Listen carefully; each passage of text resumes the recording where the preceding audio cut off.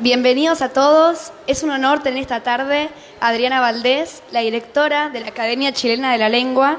Bienvenida. Les quería recordar a todos los que nos miran que estamos en redes, en Facebook como TICMAS y en Twitter como TICMAS_edu. Gracias y disfruten. Presentar a Adriana Valdés Budge en esta charla es casi...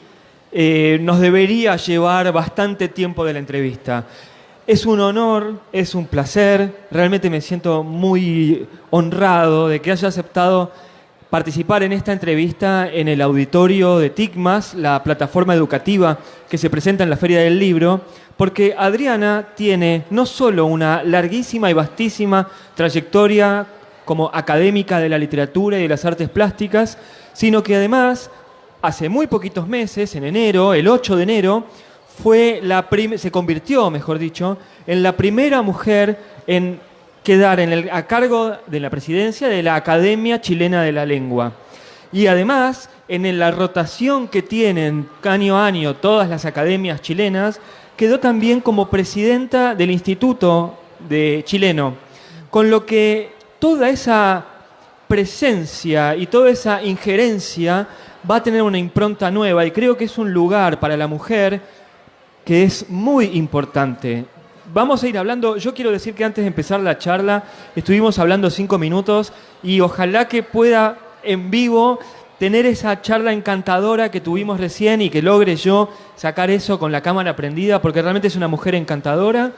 Y transmite mucho. Adriana, es, como dije, un placer y un honor que esté con nosotros. Bienvenida al auditorio de TICMAS. El placer es enteramente mío. Estoy muy contenta de estar con ustedes aquí.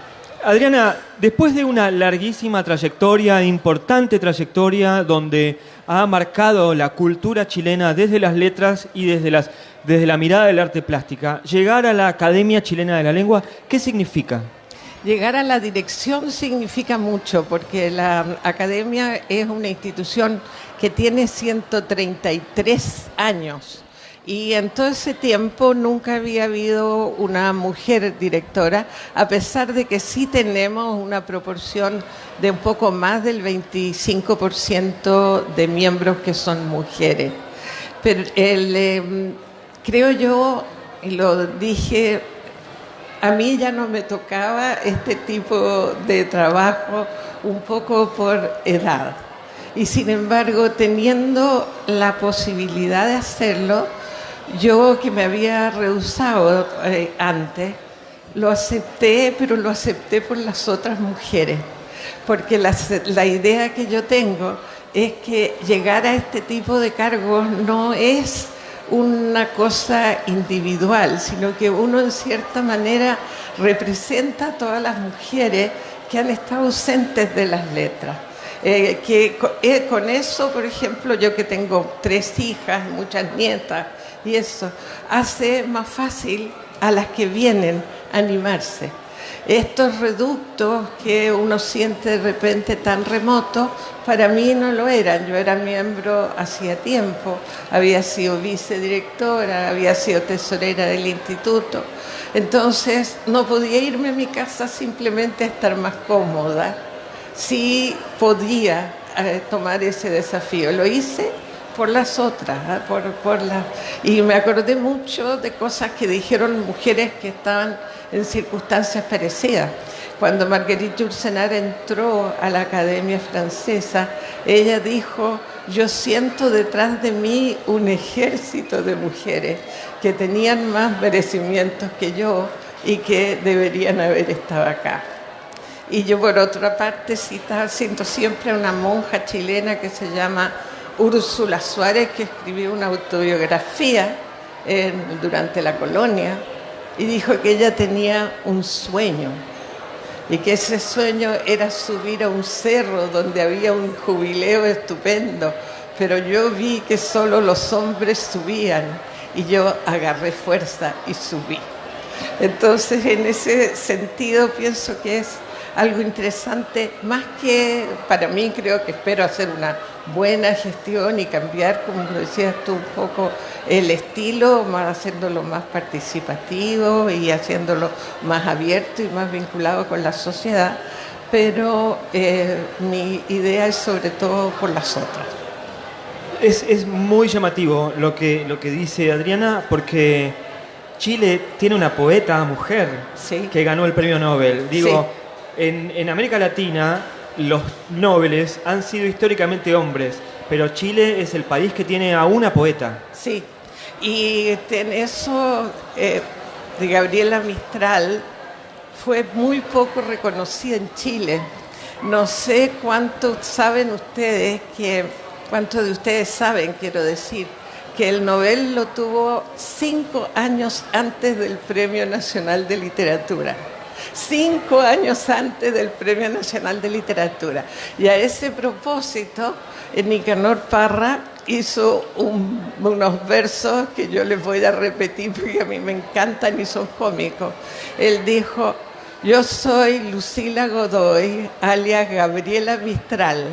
A mí me dieron el Nobel, pero me sentí muy mal porque lo que yo quería era el Premio Nacional. Y cuando al fin me lo dieron, también me sentí fatal porque entonces aspiraba al Premio Municipal. Bueno, Nicanor Parra es el gran bufón de la literatura, ¿no? Exacto. Digo bufón, pero en el mejor de los sentidos. Es el que demuestra esas fisuras del poder, ¿no? De cómo se construye todo. Exactamente. La aparición de las mujeres generalmente revela fisuras de poder. Podría hablar ahora de lo de Gabriela Mistral, ¿no? Porque ustedes saben que ella ganó los Juegos Florales en 1914, pero no subió al escenario nunca a recibirlos porque tenía que hacer un elogio erótico prácticamente a la reina del festival, que era una señorita de sociedad. Y habría quedado muy feo que hubiera sido una mujer que tuviera que hacer ese elogio. Así que se ven las fisuras por todas partes cuando aparecen las mujeres. Bueno, la lengua, el idioma, es uno de los grandes... lo que más queda en evidencia cuando uno usa la lengua son las estrategias de poder, ¿no? Digo, la lengua ensalza o disminuye la vida de la gente. Exacto. Que es algo que tal vez uno lo da por sentado, pero es muy notable como la lengua pone estructuras de poder en evidencia. Así es. Desde la Academia Chilena de Letras, y yo esta pregunta, por supuesto que le pido que hable solamente de Chile, pero uno la puede extender al resto de América Latina y España. Desde la Academia, ¿cómo se trabaja esa estructura? Nosotros estamos preparando ahora una respuesta, digamos, a las demandas muy fuertes que vienen de la sociedad, de todas las sociedades, no solo de la sociedad chilena, en relación con lo que llaman el lenguaje inclusivo. Porque resulta que esto en España existe, se ha hecho una consulta a la Real Academia sobre el lenguaje que se va a utilizar en los documentos oficiales.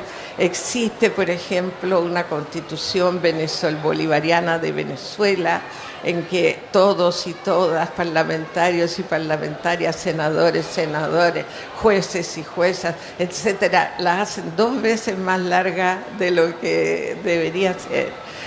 Y entonces nosotros estamos viendo eso y además a mí me han tocado personalmente muchas preguntas sobre eso desde que asumí.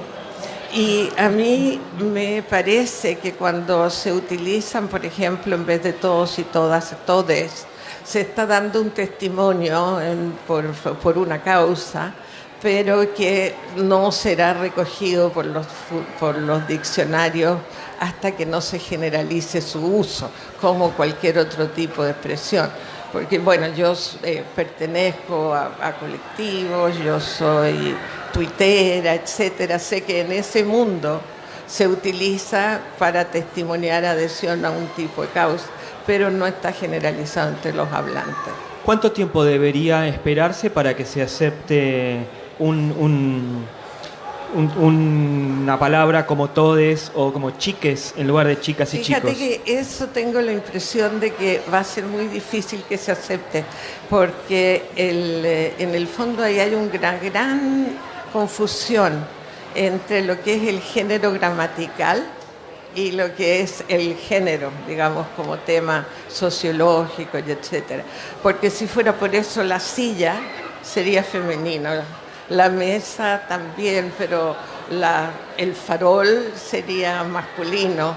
Entonces ahí hay un problema en que las desinencias y todo eso no tienen que ver con el género gramatical. Por eso digo que es un testimonio. Ahora, si llegara, todo se puede aceptar, pero una vez que esté difundido en un número mayoritario de hablantes. Yo cuando las periodistas me preguntaban esto, les decía, mira, el día que tu abuela hable así, es muy probable que la academia lo recoja. Pero queremos razonarlo eso, queremos pensarlo y queremos también recoger lo que tiene de valor testimonial. Tiene que, me dicen eso, que hay que empujar sí, el micrófono hacia la boca. Ahí sí. Respecto de la relación que tiene la Academia Chilena de la Lengua con el resto de las academias de América Latina y de España, antes de empezar la charla hablábamos de ese libro maravilloso sobre Borges, que es una edición en donde se reunieron todas las academias y plantearon a Borges ya no como un escritor argentino, sino como un escritor latinoamericano o hispanoamericano, que creo que fue una gran aspiración de Borges, esa de no considerar la localía. De hecho, en el escritor argentino la tradición trabaja básicamente eso. Pero digo, respecto de la relación, ¿qué proyectos se ponen en juego para relacionar Chile y Argentina, que estamos pegados, pero la cordillera que nos une también nos separa? Chile y Perú, Chile y Colombia, y Chile y España, por ejemplo. Nosotros pertenecemos todos a la Asociación de Academias de la Lengua Española. En Córdoba lo que hubo fue un gran congreso de la Asociación de Academias de la Lengua Española en que participaron todas las academias y salió Rayuela, que tambitambién es una edición muy linda porque fue de Cortázar. La edición nueva de Rayuela es patrocinada por la Sale. Y entonces la Asociación de Academias de la Lengua Española lo hace con un escritor argentino cuando la reunión de la Sale se hace en Argentina. Cuando nosotros íbamos a tener una reunión en Chile, tenemos de hecho 2 libros, uno sobre Neruda y otro sobre la Mistral, del mismo formato y de mismas características. El próximo va a ser sobre un escritor peruano, porque la próxima reunión de la Sale es en Arequipa. Y en fin, depende de dónde se realice y el país anfitrión propone el escritor y todas las academias contribuyen a la presentación de ese libro. El libro de Borges es maravilloso, tiene un montón de textos del propio Borges, pero luego tiene estudios al comienzo y al final sobre los textos que se incluyen. Es un gran libro. Hablábamos acerca de la relación del lenguaje inclusivo con respecto de cómo la academia va a aceptarlo o no, pero también ahí se puso en evidencia en el Congreso de la Lengua, el congreso que se hizo hace un par de semanas en Córdoba. Ahí también se puso en evidencia que España, que nos da el idioma del que nosotros hablamos es el español. España no es, pero ni por cerca, el país que más hispanohablantes tiene. Exacto. Sí, está bien que nosotros podemos hablar del español rioplatense, que está más asociado a Buenos Aires y Montevideo, otra clase de españoles en el resto del país, el español chileno, me decía hace un ratito, el español en la forma cubana. Exacto. Digo, pero ¿cómo es la relación de América Latina con respecto a España y a la Real Academia Española? Eso es interesante porque si tú te fijas ahora, el diccionario que se edita y el que está en línea no es el diccionario de la RAE, es el diccionario de la lengua española. Y eso significa que no es autora la Real Academia Española sola, sino que la autora es la Asociación de Academias de la Lengua Española. En la práctica eso se ve porque cada cambio es consultado con las 23, 24 academias que hay. Hay una nueva que es de Guinea-Bissau, me parece. Entonces, hay una consulta permanente y entonces la autoridad de la lengua no radica solo en España. Eso es muy interesante porque cuando yo empecé haciendo traducciones, por ejemplo, era el habla de Castilla el habla correcta. Y nosotros, que éramos una cantidad de gente que veníamos de América y de América del Sur, teníamos que adaptarnos a esa manera de hablar. Cuando adquirió fuerza la Sale, fue cuando se le mostró a España que exactamente lo que tú decías, que la mayor parte de sus hablantes están fuera de España. Y en ese momento yo creo que la Real Academia empezó a tomar eso como un gran capital y no como un pasivo, al contrario. Entonces pienso yo que tener 577 millones de hablantes de español hace de este idioma algo muy valioso en términos culturales, pero también en términos económicos, en términos sociales, en todos los términos. Y yo creo que ahora este conjunto de academias que forma la Sale está muy consciente de esto. Yo estoy bastante orgullosa del papel que tuvo la Academia Chilena en esto, porque fuera encabezada por un lingüista, y fue uno de los que era don Alfredo Matus, que con el presidente de la RAE en ese entonces, Víctor García de la Concha, empezaron a darle más vuelo a la Asociación de Academias. Además que Chile es un país que tiene grandes traductores. Yo recuerdo los libros de Graham Greene, sí, leyéndolos en traducciones chilenas y después en traducciones españolas. Y, no sé, El cónsul honorario, que es un libro que sucede en el Chaco, sí, la traducción siempre hablaba de la hierba mate, y los españoles, claro, no toman mate, no saben que se llama yerba. En cambio, en Chile hay una defensa por el lenguaje que no lo hace local, pero que en absoluto le plancha un idioma. Digo, los chilenos como traductores tienen una gran escuela. Me alegra oír eso. Sí, y tienen grandes editoriales, pero sí. Recién hablaba de García de la Concha. Yo lo conocí hace un par de años en Madrid, sí, y le hice una pregunta: ¿cuáles eran las palabras más consultadas en la RAE? Sí. Y fue muy interesante lo que dijo. Dijo que las palabras se iban consultando según el tiempo de la política. Por ejemplo, abdicar. Cuando Juan Carlos abdicó, esa palabra fue la más consultada del año. Y después, una palabra que no me va a salir porque es una palabra del lunfardo venezolano, que era cuando había unas elecciones y entonces Chávez estaba hablando de su oponente y decía tipo tonto o estúpido, pero en esta forma muy venezolana.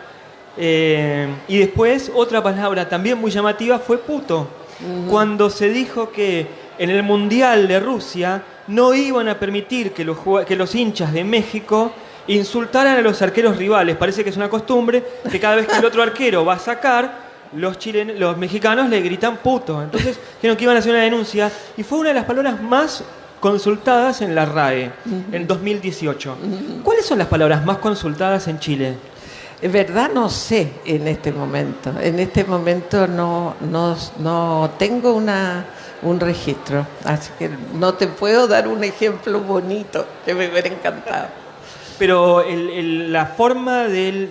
Nosotros hablamos en palabras muy parecidas, sí, pero que cambian de significado. Sí. Yo, antes de empezar la charla, le digo a Adriana, vamos a arrancar por acá. Y ella me dijo, no partamos de ahí, partamos de allá. Claro. Y los dos decimos lo mismo. Claro. Pero luego hay palabras que son muy chilenas. Pololo, por ejemplo. Sí, ¿no? Sí. Es una palabra 100% chilena, no se dice en ningún otro lado.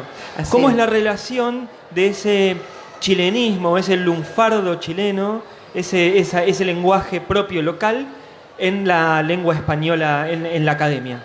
Parece que el español chileno cotidiano es incomprensible, porque han salido alrededor de 3 libros para gringos que han aprendido español en Norteamérica con todas las de la ley, y llegan allá y no entienden ni una sola palabra, pero ni una sola palabra. Por ejemplo, estas cosas como cachai, estos verbos terminados, que significa comprender, eso te lo dicen a cada rato, es como decir entiendes, pero normalmente. Después esto del pololo, que es algo así como un novio, pero no oficial, y que tiene... la raíz es muy divertida porque es un insecto muy molesto, el pololo, que anda así alrededor haciendo y no se decide nunca. En eso era muy divertido porque antes se decía que uno pololeaba a una niña, es decir, la rondabas. Ahora uno dice pololea con una niña, que quiere decir que tiene una relación sentimental y de todo tipo con ella. Así que... Lo que siento, Adriana, es que siempre todos los escritores dicen que el idioma es su herramienta. En particular, yo creo que para usted el idioma, casi más que una herramienta, es arcilla a la que está todo el tiempo moldeando. Yo diría que el lenguaje, en el caso no de toda la gente, porque alguien me contestó una cosa en Twitter muy buena. Hay gente que tiene imaginación visual, hay gente que tiene imaginación matemática, pero la gente que tiene imaginación lingüística, de verdad su pensamiento es su lenguaje. De tal manera que se te empobrece el lenguaje, se empobrece el pensamiento. Y entonces uno queda como con categorías muy vastas con las que puede pensar.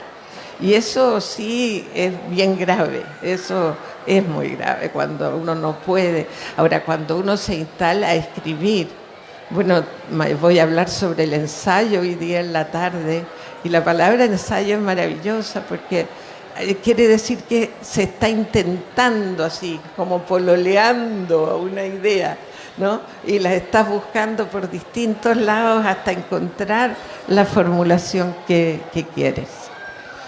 Adriana, ha sido un placer tenerla aquí en el auditorio de TICMAS, es maravilloso, podríamos quedarnos 3 horas más.